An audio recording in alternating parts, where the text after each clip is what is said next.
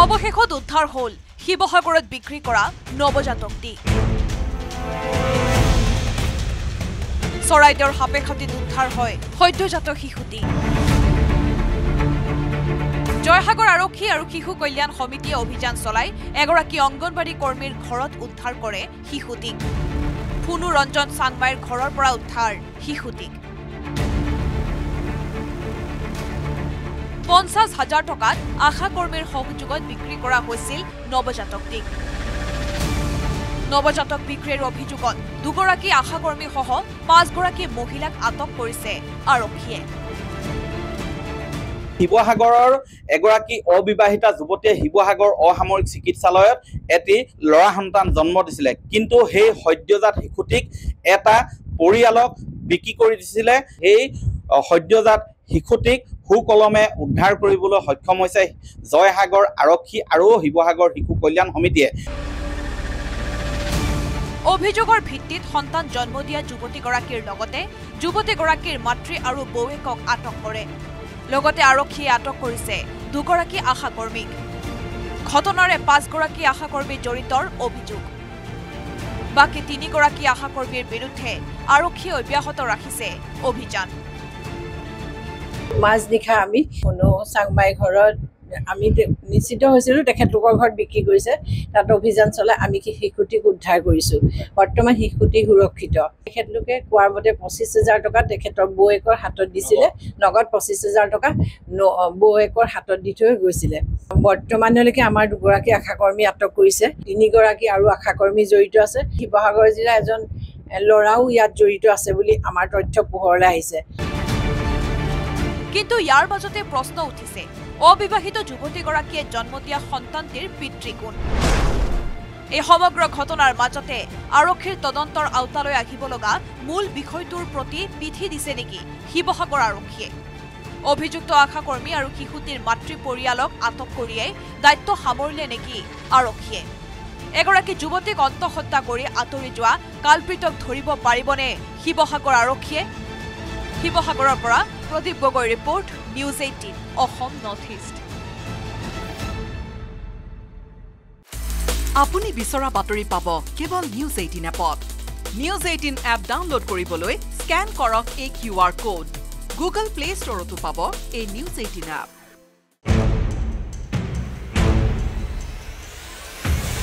অৱশেষত উদ্ধাৰ হল শিৱসাগৰত বিক্ৰী কৰা নৱজাতকটি। চৰাইদেউৰ সাপেখাতিত উদ্ধাৰ হয় সদ্যজাত শিশুটি। জয়সাগৰ আৰক্ষী আৰু শিশু কল্যাণ সমিতিয়ে অভিযান চলাই এগৰাকী অংগনবাড়ী কৰ্মীৰ ঘৰত উদ্ধাৰ কৰে শিশুটিক। ফুনু ৰঞ্জন চাংমাইৰ ঘৰৰ পৰা উদ্ধাৰ শিশুটিক। 50,000 টকাত আশা কৰ্মীৰ সহযোগত বিক্ৰী কৰা হৈছিল নৱজাতকটিক। নৱজাতক বিক্ৰীৰ অভিযোগত 2 গৰাকী আশা কৰ্মী সহ 5 গৰাকী মহিলাক আটক কৰিছে আৰক্ষীয়ে। শিৱসাগৰৰ এগৰাকী অবিবাহিতা যুৱতীয়ে শিৱসাগৰ অসামৰিক চিকিৎসালয়ত এটি ল'ৰা সন্তান জন্ম দিছিলে, কিন্তু সেই সদ্যজাত শিশুটিক এটা পৰিয়ালক বিক্ৰী কৰি দিছিলে। সেই সদ্যজাত শিশুটিক সুকলমে উদ্ধাৰ কৰিবলৈ সক্ষম হৈছে জয়সাগৰ আৰক্ষী আৰু শিৱসাগৰ শিশু কল্যাণ সমিতিয়ে। অভিযোগৰ ভিত্তিত সন্তান জন্ম দিয়া যুৱতীগৰাকীৰ লগতে যুৱতীগৰাকীৰ মাতৃ আৰু বৌৱেকক আটক কৰে। লগতে আৰক্ষীয়ে আটক কৰিছে 2 গৰাকী আশা কৰ্মীক। ঘটনাৰে 5 গৰাকী আশা কৰ্মী জড়িতৰ অভিযোগ। বাকী 3 গৰাকী আশা কৰ্মীৰ বিৰুদ্ধে আৰক্ষীয়ে অব্যাহত ৰাখিছে অভিযান।